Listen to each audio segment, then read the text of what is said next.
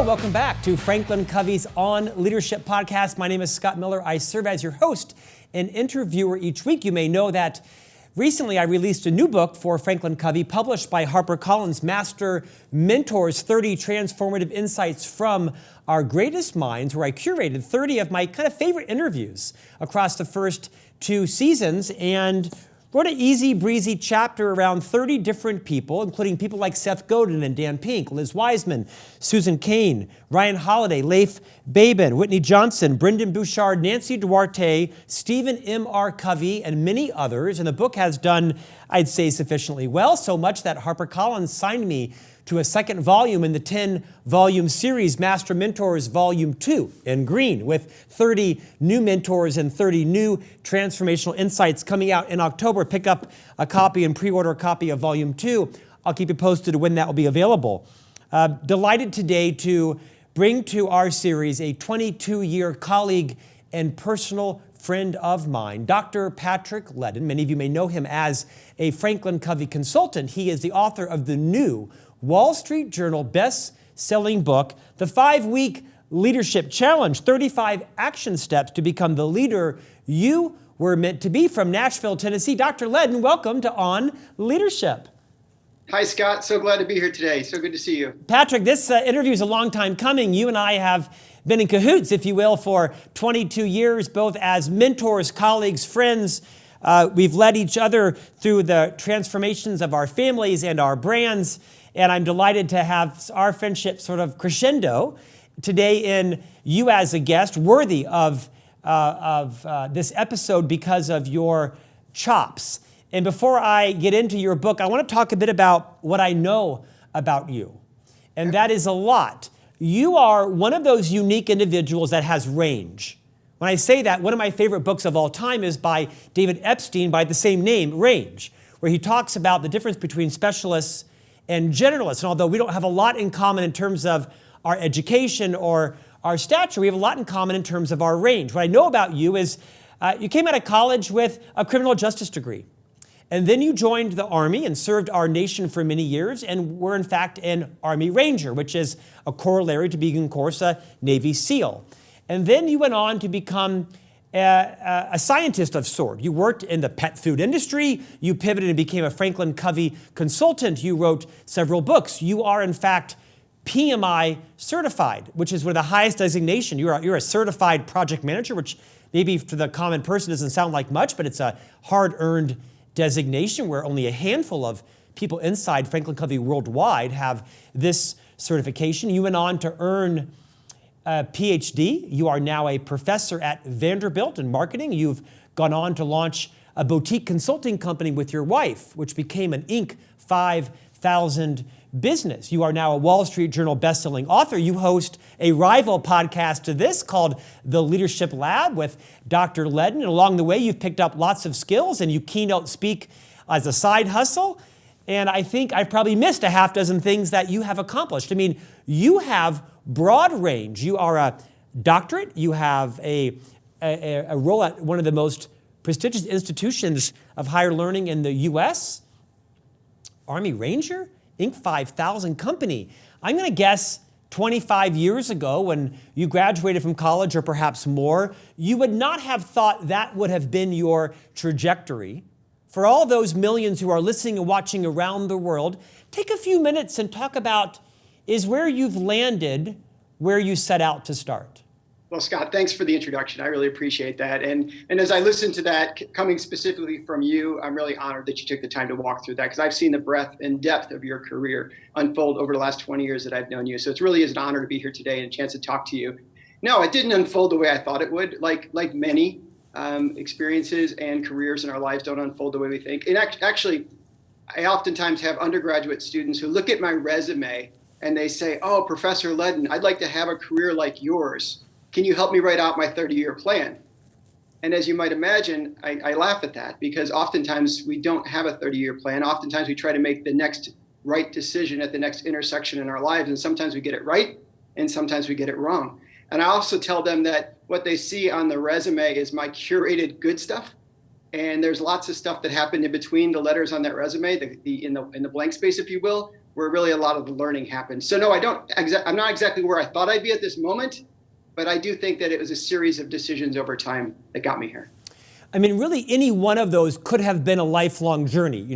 Professor at a Ivy League institution, Inc. 5000 company, a career, a long career in the Army.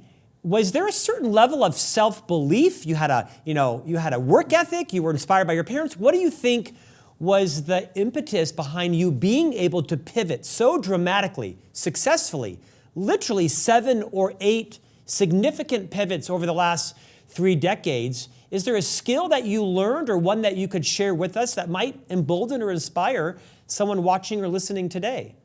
Sure. I think it's kind of twofold, honestly, Scott. There's one part of it that might be skill-based. The fact that I've been able to see opportunities and to believe in myself and have confidence in myself and surround myself with good people like yourself who encourage me to take the risk sometimes, let go of the one vine and grab the other. But then there's also the negative side of that. Like anything that we have our strengths or sometimes our struggles. And the negative sides kind of come back to the idea that I do like change sometimes too much. And I have to watch that because, your reputation can go along with that at times. In fact, if I was listening to the radio in the car, even if a song came on that I really liked, my natural disposition is to want to change the song because there might be a better one. So for me, at least, having to try to keep that in check. So making good decisions, being confident in yourself, but not too many changes. And in your own career, Scott, you didn't change organizations that often, but you have as many different careers as I have. You've just done them all within the same organization. Are you shaming me or are you complimenting me? I can't tell. I'm kidding. I'm kidding. Patrick, you have a massive social media presence. You have 100,000 followers on LinkedIn. You've written several best-selling books, including one we'll talk about. But today we're here to talk about not the red book above you or the black book below you, but that profound book over your left shoulder, that white book. Talk about that book. That's the nature of today's conversation, right? I'm kidding. Not hardly. That's a book, quite frankly, that Patrick is promoting me. I was privileged to co-author that book. Today, we are here to talk about the book on your other shoulder, the 5-week leadership challenge. It feels a little bit like there's an angel over one shoulder and a devil over the other. I just want to let you know which one's which. Well, don't disclose which is which. Today, this book was published by HarperCollins Leadership. It's a similar publisher I've worked with. It's done extremely well, hit the Wall Street Journal list when you came out, because of its value and a lot of hard work, I know, on your part. Talk about the inspiration that went into the 5-week leadership challenge. Absolutely, Scott. Glad to do so. It's a funny one because people ask me, how long did it take you to write that book? I'm sure you've had that question as well. 30 years, right? There's no easy answer to that question because it is 30 years of experiences put into 5 weeks. So in one regard, I could answer it and say, it took me 30 years. Another way I could answer that question is that it took me a few years because a lot of what was written in the book was first tested and shared on social media, received feedback, kind of the old Delphi technique of improving something. And then there was kind of the concerted effort of a few months of finally putting it all together. So it was written over a longer period of time, but specifically the reason I wanted to go with a 5-week type of layout is I wanted to be simple and easy to digest. So every day there's a reading, and every reading is based on a story, often one that I personally experienced or had a chance to watch somebody else experience. And they're all designed to teach 5 fundamental pieces associated with being a leader. So that's why it's 5 weeks.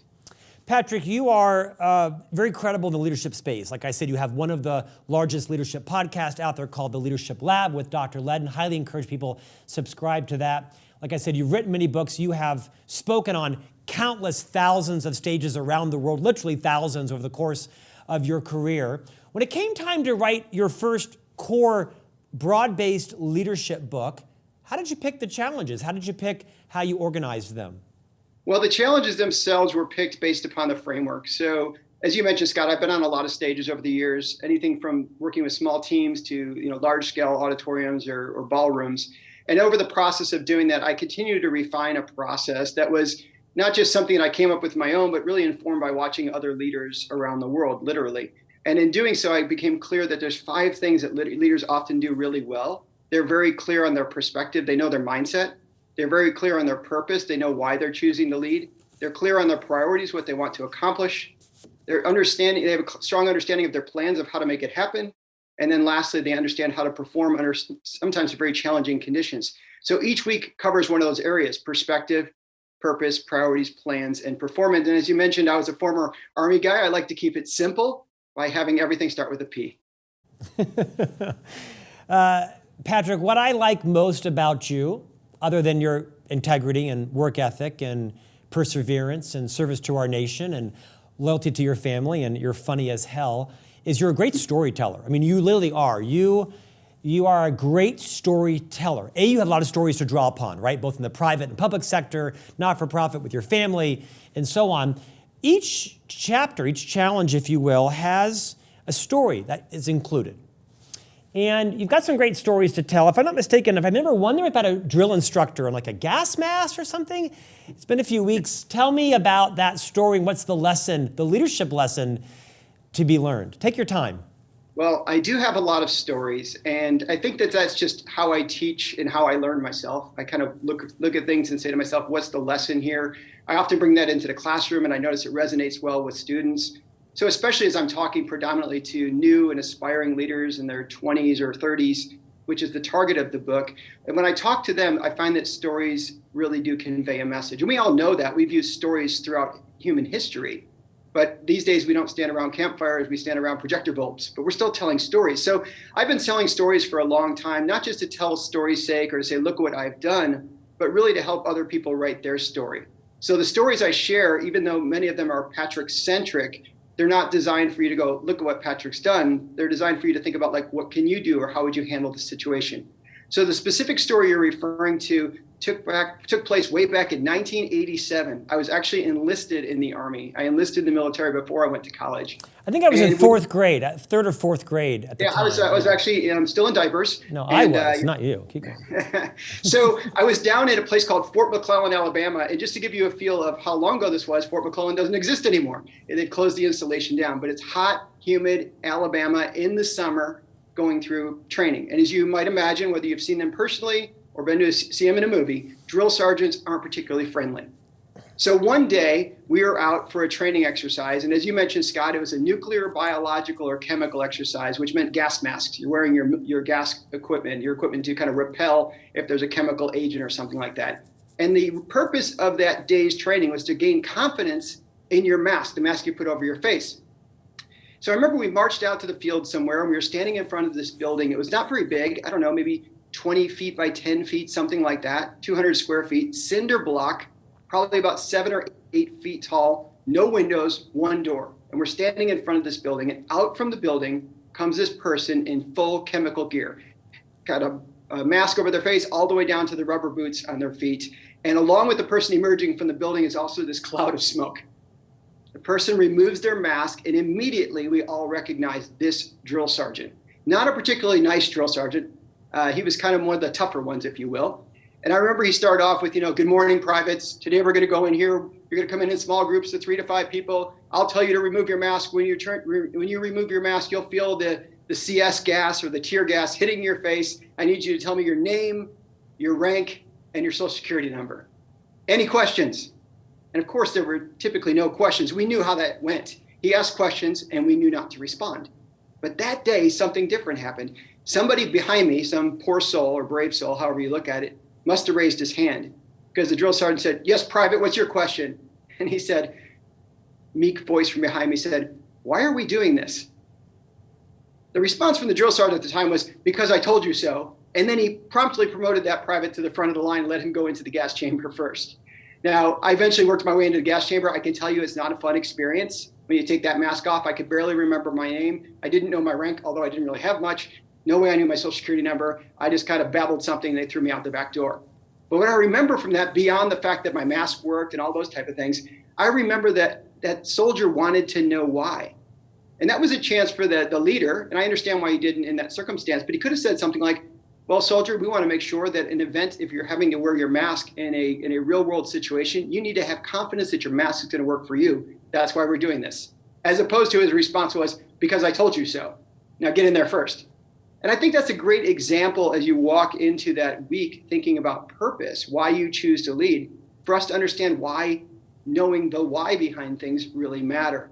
People want to know the meaning behind the work. They want to feel like what they're doing is purposeful, especially leaders these days, although I would suggest leaders at every age. We just weren't as maybe forthcoming to share that at times, but certainly leaders these days, the newer leaders, they want to know the why. So I use that as an opening story, and I appreciate you asking me about it. Patrick, did you read the audiobook version of your book?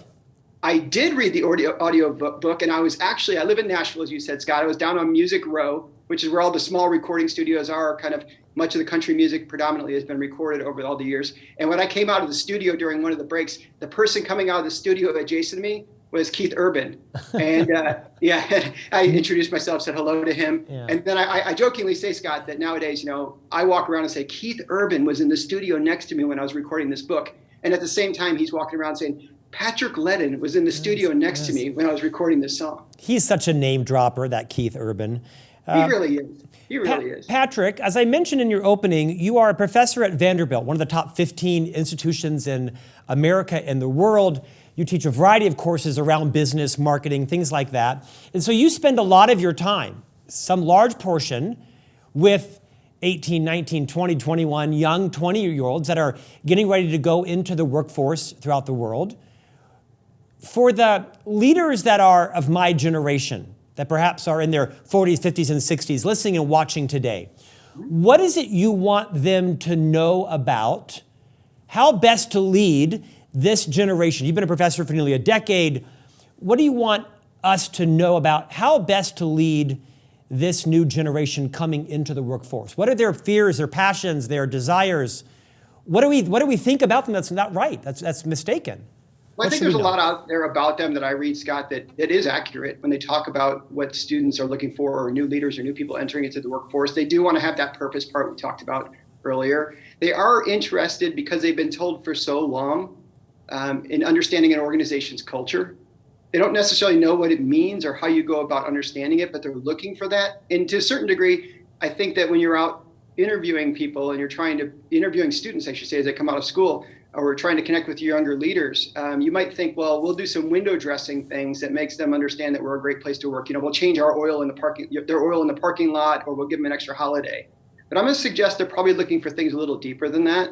They want to know that you care about what they care about. They want to see that you're putting energy behind things they put energy behind. So there's that one side of the equation about what they're looking for. The other side, I think, that's really critical, and I've learned over time working with students, is that they'll step up when you challenge them. So if I come into class and I set expectations here, I'm going to get that. If I raise the expectations even sizably, guess what I get? I get that as well. So they are up for the challenge. They're excited about their future, just like you would have been excited about your future, or we're excited about your future. They have some apprehensions. Many of the students in school right now, if you think about it, they were born, since they don't know anything before 9/11.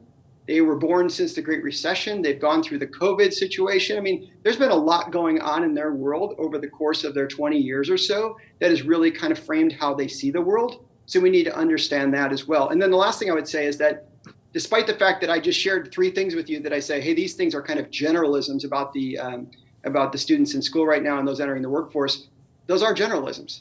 So every person is unique, just like you're unique and all your listeners are unique. And we need to make sure we understand the unique needs of each individual. Patrick, I know you do something fun in your classes periodically because I follow you on LinkedIn.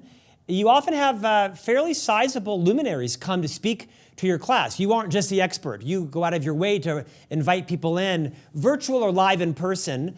Who's one of the luminaries you've had come speak to your students that you've learned the most from, and what did you learn? So I'm very fortunate at Vanderbilt. They have a program, or a class, I should say, called Managing in Adversity. And that kind of came on from on high at the university, and they decided to pick a professor to lead that course. And I was selected to do it, which has been a real honor. And we do have a lot of amazing people who step in and tell the students about their careers, the adversities they faced, et cetera. One that sticks out in my mind was just a couple of weeks ago, author James Patterson spoke to my class. And James Patterson is a very well-known author. If you're not familiar with his name, just go out and look in the bookstore. About 1 out of, I believe it's every 17 hardcover books that are sold in the US have his name on the front cover of it. He has sold, get this, Scott, 750 plus million copies of his books have been sold. And he talked to the students about disruption. He's got a forthcoming autobiography that comes out in June of this year, but he talked about disruption. Everything from, he started out the presentation with the students saying, I'm going to disrupt the way you normally do this class, because we have a kind of a normal case study flow for the class. He said, I'm going to blow that up and disrupt that. And then he talked about how he disrupted his career, how he made some choices in an industry, tried to disrupt the industry. In an industry where publishers, like Scott, will often say 1 book a year is what you put out. He's putting out 46. in an industry where they say you should write solo predominantly. He's got all sorts of co-authors. And in fact, he came to Nashville right at the same time he was talking to my class. He came to Nashville to meet up with Dolly Parton because he and Dolly Parton have a book together coming out. But basically, Dolly Parton also wrote an album that goes along with the book. So again, trying to disrupt the industry. So we've been really fortunate to have some great speakers come talk to my students. Patrick, when you look back on your own leadership journey, 3 decades like mine, deep, broad variety of industries and organizations, what leadership tactics, leadership principles, leadership action steps are consistent from 3 decades ago to 2022? What are 2 or 3 or 4 things that worked when you were being led that still work now? And I'm going to ask you the opposite. Yeah, I think that one thing that continues to work today is it oftentimes starts between your ears, how you see things, how you process the world around you. I know at Franklin Covey they talk a lot about the see, do, get model, and I think they're right. How you see the world often drives your behaviors, and those behaviors drive your results. So when I think about certain mindsets that are definitely critical now and were critical 20 or 30 years ago, are things like putting things in perspective. You know, when you're young and you're new to something, you may not understand what the life cycle or cycle of the business is. You may not understand how things ebb and flow over time, but after you've had a few reps, you start to pick up on that. So the ability to put things in context, even early on, is helpful. Sometimes that means you have to recognize that this thing is really, really important. And other times you need to realize that, oh, this thing is kind of a B or C level task. I think that's a critical thing. So I'd say mindset, and then a mindset's like being able to put things in perspective. I think also the ability to get clear on why you choose to lead. Patrick Lencioni was on my podcast some time ago, and he wrote a book called Motivation.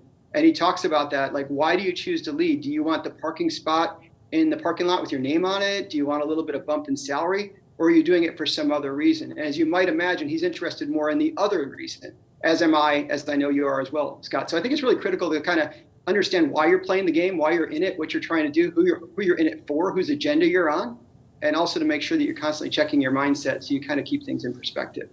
You name dropper, James Patterson, Keith Urban, Patrick Lencioni. I'm just razzing you. What's the opposite? Think about, other than because I said so, which we also probably hear too often in life. My boys do, at least my sons. What are some of the leadership principles that, or maybe tactics, aren't principles, that you think are outdated, to kind of shock us into stop doing and saying this and instead do and say that? And you're welcome to draw upon any of the weeks from your book. What's outdated and should at all costs not be repeated with the new workforce? And I'm not necessarily going to be able to hit on these and say these were true 20 years ago, don't do them now necessary things, but I think we need to learn from the past and as we move forward. So there's certain things that we're getting back to the expectation of the younger workforce coming out. Things like transparency are really key. The ability to share what you can share, but then explain things you can't share and why you can't share them. I think it's kind of foolish to say, oh, be transparent with your people, assuming that means you're going to come out and tell them everything you heard in the level up meeting in your organization. But what you can do is come back and share with them what you can share. And if you can't share something, you say, I can't share this right now, but I will when I can. So I think how we deal with transparency has certainly changed. In the past, it was a little bit more of I told you to do so type of thing. I think there's also a degree of as we move forward in organizations and as people advance in their careers, some of the expectations that we thought were true, or we might look at the earlier generation and say, how could they want that? Like, how could they jump jobs right now? Or, how could they possibly want this promotion or this salary increase or whatever it may be right now? Part of it is folks, they see and hear what their friends are doing everywhere in the world. Scott, if you and I knew somebody who got promoted or took a job in another state 20 or 30 years ago, you might get the occasional card from that person, but you wouldn't be able to see what's going on in their life every day. If you did, it probably would change expectations about what you think would be reasonable for you to have in your life. So I don't think that they want things, more than we wanted them. Just the expectation is higher because they're seeing other people get those. So I think we need to be clear on that. What goes hand in hand with that is setting clear expectations. It's helping people understand just because your friend got promoted doesn't mean you're ready for promotion right now. Just because they got this raise doesn't mean our business is in the same situation. So I think transparency, being real with people, understanding where their expectations are coming from, and then having conversations about those are really critical things. Patrick, I recognize that today's conversations has been a bit episodic with you, but again, you are a generalist, in my opinion. You have broad range. You have an insatiable curiosity. You have mastered many different avenues of media and communication, specifically LinkedIn. 2022, it seems like a lot of social media gets a fairly bad rap, but LinkedIn seems to stand kind of outside of that fray. You are an influencer on LinkedIn. I mentioned you have more than 100,000 people that follow you on a daily, weekly basis. Will you maybe deconstruct a little bit of how you use LinkedIn, how you use it to communicate with your book buyers and your keynote speech clients and students and alumni and colleagues and perhaps future clients? Talk a bit about how you've built that and how others perhaps could do the same. Well, I think first off, you have to realize that LinkedIn's a tool. So there's lots of different social media tools that you can use. The question is, what are you trying to achieve? And for me, and I know you as well, Scott, LinkedIn is a valuable tool to us because it does allow us to talk to oftentimes professionals or other people in the world that might be making decisions about hiring us for keynotes or possibly buying our books or just looking for some direction and help and advice in their careers. So that's why I kind of hold up residence in LinkedIn. And for me, getting back to where you said that I kind of have an insatiable appetite for information, I kind of do. And about 4 or 5 years ago, one day I remember I was home alone. My wife and our 2 kids had gone to the store, and I pulled out my laptop and I wrote an article and said, I'm just going to put this up on LinkedIn. And it did pretty well. There were like, I don't know, 1,700 people looked at it. To me, that seemed like a big number. And so I was like, okay, I'm going to put another one up, and then another one, and then another one. And what I found happened for me, at least, is I only have so much RAM in my head. I can only hold so many ideas. And there was a point in time where I thought, I'm just going to hold on to all my ideas. And then someday, somebody's going to knock on my door and say, can you sell me all those brilliant ideas? And that doesn't really happen. So what I found is the more I shared ideas, the more ideas I was able to put back in my mind because I freed up that RAM for new ideas. So for the last 4+ years, every week, I write a new article and put it up on LinkedIn. In fact, it comes out initially in our newsletter. So if you want to sign up for our newsletter, that's great. But it comes out in our newsletter, as well as a video that I make every week and a podcast episode and a little tool for people to use. So I make those 4 things every week. And as you know, discipline's really critical. So if I keep doing that week after week after week, you start to build a following. I will tell you one thing about that following. So I enjoy hiking. My son and I like to go hiking. And I was on a 14,000-foot mountain in Colorado. If you're familiar with Colorado, they have a bunch of 14ers. And we were coming down off the top of one of those 14ers about 2 or 3 years ago. And I passed a young lady who was going up, and she said, "Are you Patrick Leddin?" And I'm like, "Yeah." And she goes, "I read your LinkedIn articles. I really enjoy them." I said, "Is that what got you this far today?" She's like, "Absolutely." But it's one of those things where you don't know the value of it necessarily. I did appreciate being recognized on the mountain. That kind of gave me a little more energy as I was going through the mountain that day. But the point wasn't that. The point was like, you're putting something out there. You hope it's going to be valuable, but you're contributing to an ongoing discussion to help leaders become more effective. And as you know, Scott, the average leader gets their first job at 30 years old, but they don't get their first training until they're 42. And that's a big gap. Patrick, let's end with this inspirational thought. I saw on your LinkedIn in the last week or so a picture of a group of people that were studying your book. They were actually going through the 5-week leadership challenge. I don't know if it was from somewhere in Africa or the Caribbean. I don't remember. Haiti. In Haiti. Yeah. Will you talk? That's got to feel great. That a group of Haitian, were they students? Were they professionals? I forgot. They're actually professional. There's a nonprofit that works with Haitian business owners, trying to help them how to more effectively run their business. And that nonprofit came across the book, and they asked me if I'd be willing to cut them a deal on the book. So of course, absolutely. And then I sent them a copy of the book. They're going through it instead of one lesson a day, they're doing one lesson a week. So it's going to take them the better part of a year to get through the book. And I actually did an interview or conversation, I guess I should say. An engineer, a lady from Haiti, she called me up. She's a professional engineer. And we had about a 2-hour Zoom conversation that they recorded where she walked me through the book and I talked about the different stories in the book. And she talked about how those stories kind of relate to what they experience in their culture. So as you might imagine, some stories are spot on.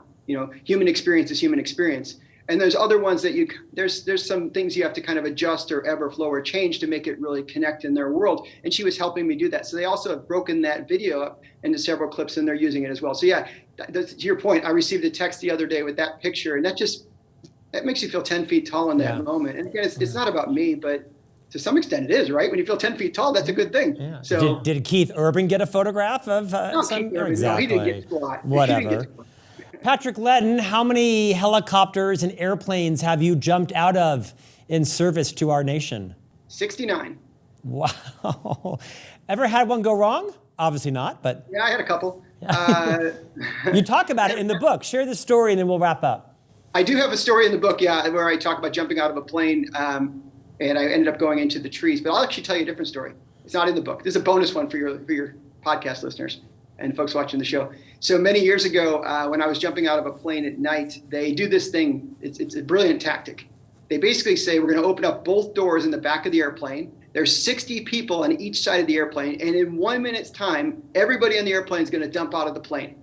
Okay, so think about that. 60 people on this door, 60 people on that door. And the way they keep us from running into each other, Scott, is the first two people start 1 second apart. Now think about that one. So it's supposed to somehow magically stay in order. Of course it doesn't. And one day I jumped out of an airplane in the middle of the night and you're supposed to count to 4, like 1,000, 2,000, 3,000, 4,000. Then you look up to see if you have a parachute because those come in way in handy. And that day I went 1,000, 2,000, boom. And somebody kicked me in the back of my head, right in my neck. Actually, I had a nice bruise on the back of my neck. And our parachutes were entangled all the way down to the ground. Fortunately for us, one of our parachutes, both stayed open the entire time. So we were safe in that regard, but we were descending pretty quickly. And I remember what happened in that moment might be helpful to your listeners to think about is, there's times when you hit situations like that where you don't have a lot of time to make a decision, oftentimes like challenging times or unexpected crises. You don't have a lot of time to make a decision. Some of those times you have to rely on the preparation you've done before and what you've learned about yourself and about others in the situation. And that's exactly what happened. In fact, I was a jump master at that time, which meant I threw other people out of airplanes. So I've been trained pretty well on how to deal with that situation. And I remember the whole time down, the guy who I ran into was above me. So I was looking up, talking to him. I'm like, we have two fully open parachutes. They can carry us safely to the ground, yada, yada, yada, yada. It wasn't until I hit the ground that I was like, what just happened? Type of thing. But leaning into stuff that you already know, trusting yourself, that can be very helpful in times of crisis, times of adversity, or even in the day-to-day throes of work that can be pretty challenging too. Patrick Leddin, Renaissance man, author of the new Wall Street Journal bestseller, The 5-Week Leadership Challenge, 35 action steps to become the leader you were meant to be. Where can our listeners and guests learn more about you? Well, they can learn more about me at leddingroup.com. It's leddingroup.com. You can go online, you can sign up for a newsletter, you can get an online version of the course, you can order the book on Amazon, you can talk to us about keynoting. As you mentioned, Scott, I do share a lot of stages with yourself and other people, talking to leaders and helping develop them. If you have new or aspiring leaders or you want to figure out how to do it more effectively, just reach out and give me a call.